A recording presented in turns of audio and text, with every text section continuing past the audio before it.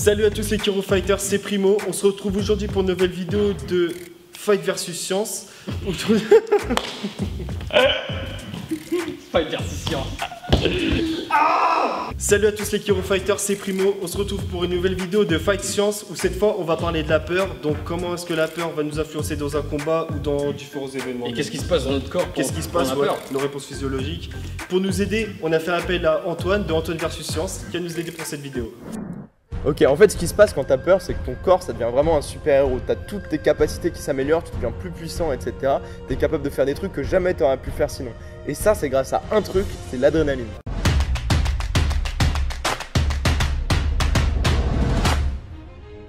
Quand tu es dans une situation de danger, par exemple, il va falloir que tu te battes ou quelque chose comme ça, en fait, ton système limbique, il va transformer l'information que tu vois, etc., tes sens, en une émotion. Et cette émotion, ça va être la peur. Et cette peur, elle va déclencher la sécrétation de l'adrénaline qui se passe sur des trucs qui s'appellent les glandes surrénales qui sont juste au-dessus de tes reins. Ensuite, l'adrénaline, elle va remonter par ton sang jusque dans ton cerveau, elle va se placer entre les neurones et modifier l'information, entre guillemets, qui passe. C'est ce qu'on appelle un neurotransmetteur. À partir du moment où ton cerveau se met en mode j'ai de l'adrénaline, je suis en mode super-héros, et bien à ce moment-là, toutes les capacités de ton corps vont s'améliorer.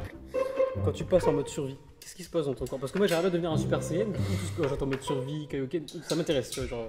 En fait, ce qui se passe, c'est qu'en gros, toute ton énergie, tout ton corps va se concentrer sur te défendre, tu vois, donc tout ton sang, tout le sucre, etc. va aller dans tes muscles. Par exemple, ton rythme cardiaque il va augmenter, ta force et ta puissance va augmenter jusqu'à 30%, tu vois. Ah ouais? Ouais. Le Kaioken, c'est pas déconnant.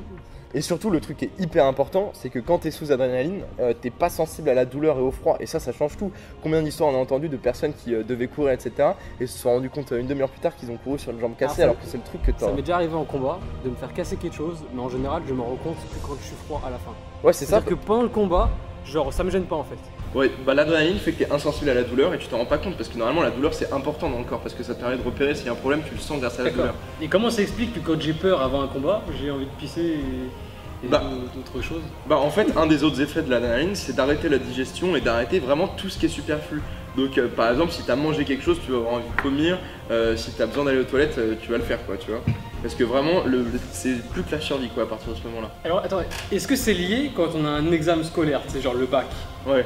Est-ce que notre corps il passe en mode survie? Parce que quand on a un examen, au final, genre bah oui, notre rythme cardiaque, ta vie, tu vois. Ouais, c'est ça. Et pourtant, ouais. Et pourtant, c'est pas un danger vital, tu vois. Ouais, bah c'est ce qu'on appelle les réflexes animaux, tu vois. Tu te comportes comme un animal alors qu'au final, il n'y a aucun risque, tu vois. Ouais, et combien de personnes vont me dire pendant le bac, ouais, j'ai eu envie de vomir, j'avais super mal au ventre, etc. Envie de vomir, la diarrhée, d'où la boule au ventre, hein. C'est pas. Ouais, c'est ça, la boule en ventre, c'est que ta digestion s'arrête et t'es concentré plus sur te battre. Tu peux prendre autant de Biodanone que tu veux, ça ne sert à rien puisque c'est ton corps qui est fait comme ça. Ouais, et c'est con parce que t'as envie de trembler, t'as envie de bouger, etc. alors qu'il faut que tu te concentres pour écrire, quoi. Par exemple, les autres effets, t'as la dilatation des bronches, tu vois, pour pouvoir respirer plus rapidement, etc. Tu vas avoir la dilatation des pupilles, t'as déjà vu les gens qui ont les pupilles super grandes. Bon, ça peut être d'autres raisons aussi, mais... et puis t'as aussi l'augmentation du glucose dans le sang parce que le sucre c'est ce qui fait que tes muscles peuvent marcher, quoi. Quand je combats, tu vois, genre je ressens un truc, tu vois, c'est-à-dire genre je me sens... Tu te sens fort, quoi. Ouais, je sais pas comment dire, tu vois. Et du coup, genre au fur et à mesure que tu fais des combats, ça marche qu'en compétition. Au club, je ressens pas ça, tu vois, donc c'est peut-être lié à l'adrénaline du coup. Ouais, c'est ça. Et tu ressens le besoin d'y retourner, tu ressens le besoin. Tu peux carrément devenir accro à l'adrénaline. Et limite, c'est ce même truc qui te donne envie de t'embrouiller en vrai pour récupérer encore ce truc-là, tu vois ce que je veux dire? Parce que t'es en compétition. Bah, par exemple, les parcs d'attractions, tu vois, les sensations fortes, etc. S'il y a autant de gens qui cherchent des sensations fortes, c'est parce que c'est vraiment que t'es accro à l'adrénaline, quoi.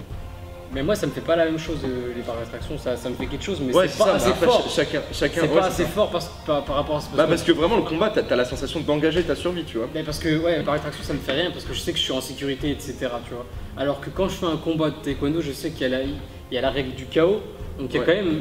Ouais, bah t'as la sensation d'engager ta survie. Ouais, quoi. Voilà, alors qu'un parc d'attraction, non. Un parc d'attraction, je sais que c'est sécurisé. Après, toi, c'est ta façon de voir les choses, et puis chacun... Et c'est pour ça que limite que, genre, t'es vraiment tenté de t'embrouiller dehors pour encore ressentir... Non, c'est vrai en plus, hein.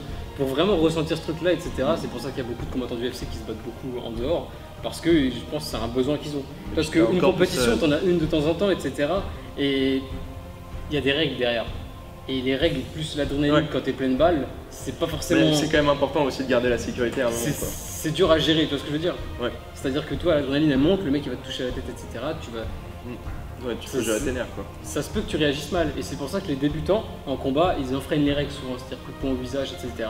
Alors qu'il n'y a pas du tout le droit ou alors attraper la jambe de l'adversaire. Ils n'arrivent pas à gérer leur taux d'adrénaline par rapport aux règles. Ouais voilà, c'est-à-dire ils contrôlent pas ce qu'ils font. Du coup je voulais savoir, je voulais juste savoir pourquoi est-ce que j'ai envie de faire pipi avant un combat. Merci beaucoup pour l'instruction. Super.